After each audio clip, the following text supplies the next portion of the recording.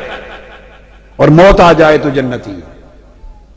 کوئی اور عمل جو بخشش کے لیے رکاوٹ ہو وہ نہ کرے تو جنتی ہے. لیکن اس نے کیا کیے؟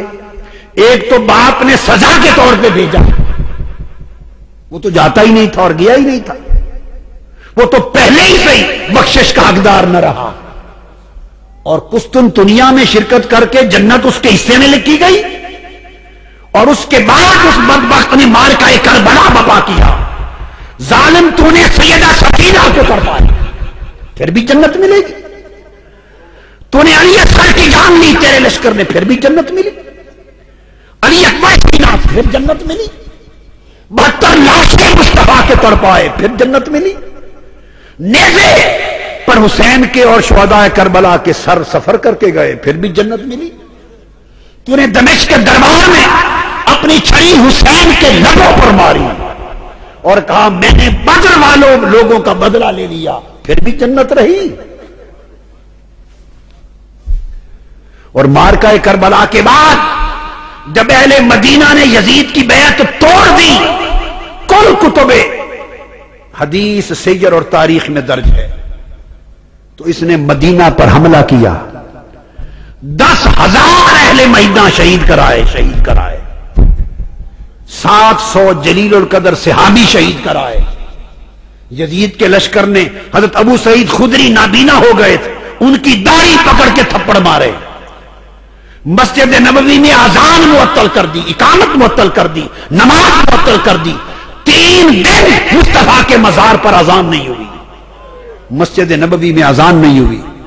اور ہر کتاب میں البدایہ والنہایہ میں، تاریخ طبری میں، تاریخ الخلفاء میں، ابن اسیر میں، تاریخ خلدون میں، تاریخ ذہبی میں، ہر سیرت کی اور تاریخ کی کتاب میں درج ہے. لشکر بھیجتے ہوئے یزید نے کہا میں تم پر مدینہ شہر 3 دن کے لیے حلال کرتا ہوں، جو چاہو کرنا. پھر بھی جنت رہی. کون سی جنت ہے تمہاری بدبختو؟ کون سی جنت ہے؟ مذاق ہے. اگر تو جنت مصطفیٰ کی ہے اور بانٹنے والے اس کے حسن اور حسین ہیں اور فاطمۃ الزہرا ہے، پھر اس جنت کی بات کرتے ہو. جس نے 3 دن روضہ رسول پر خچر باندھے، یزید کی فوج نے اونٹ باندھے، 3 دن حضور کی مسجد نبوی میں اذان نہ ہوئی.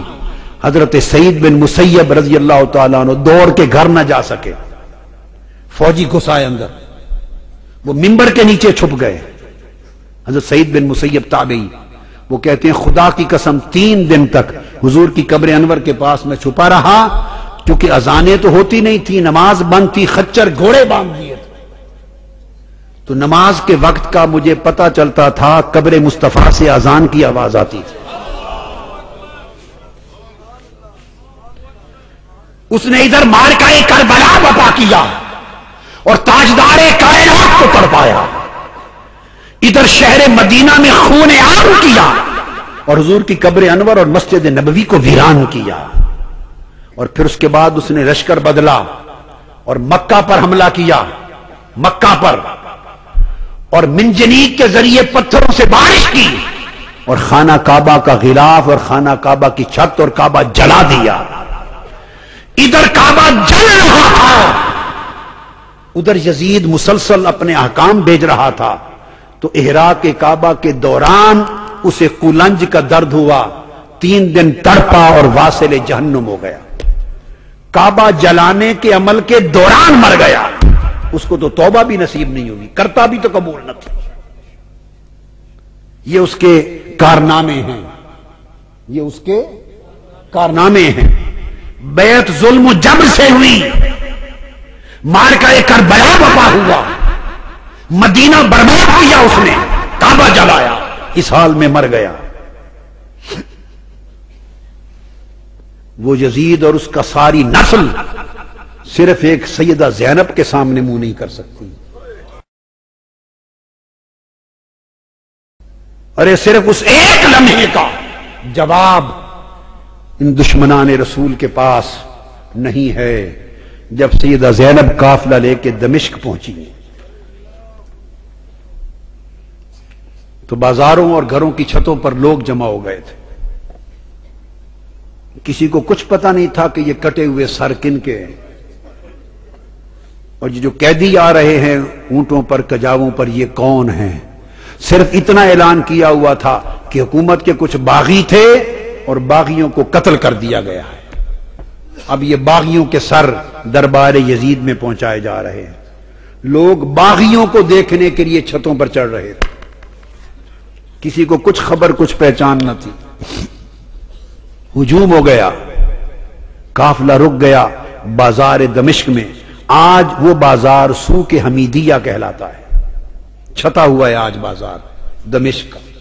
वो रूट था जहां से वो मस्जिद उमवी जो है उस तरफ दरबार यजीद की तरफ मुड़ के काफिला जाना था।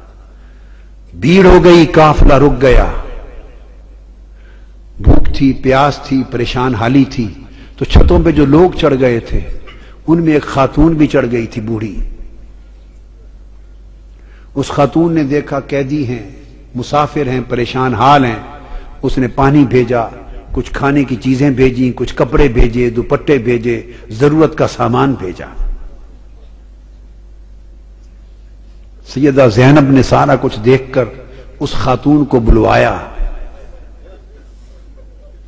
जब वो करीब आई तो फरमाया कि बीबी, तूने हमारे साथ बड़ी नेकी की है।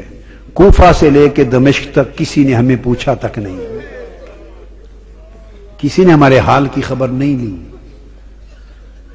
तुम कौन हो और हमें क्या समझ के हमसे इतनी भलाई की।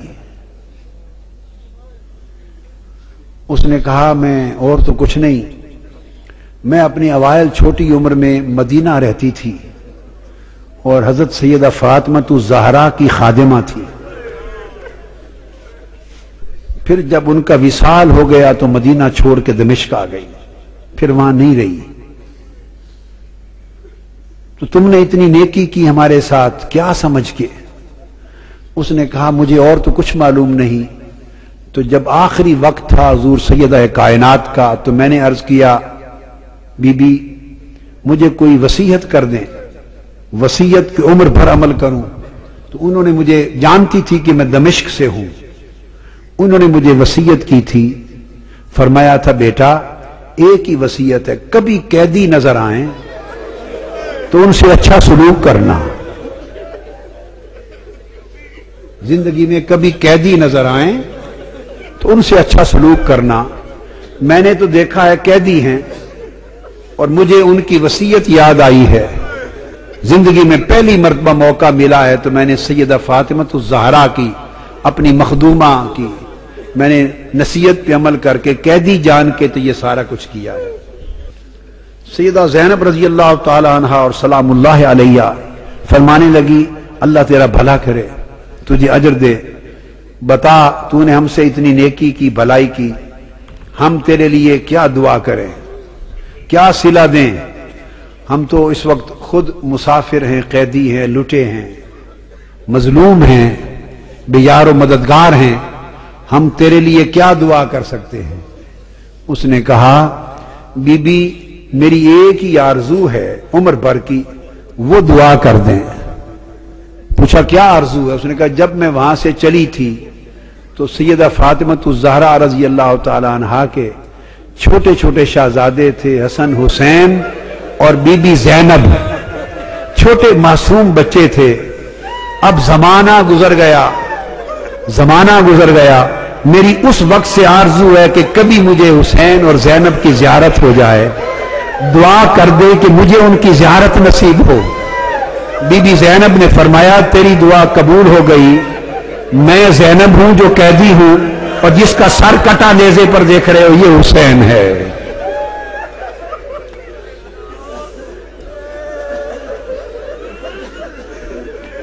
अल्लाहुम्मा सल्ली अला सय्यदिना व मौलाना मुहम्मदिन व अला आलिहि व सहबिहि व बारिक व सल्लिम।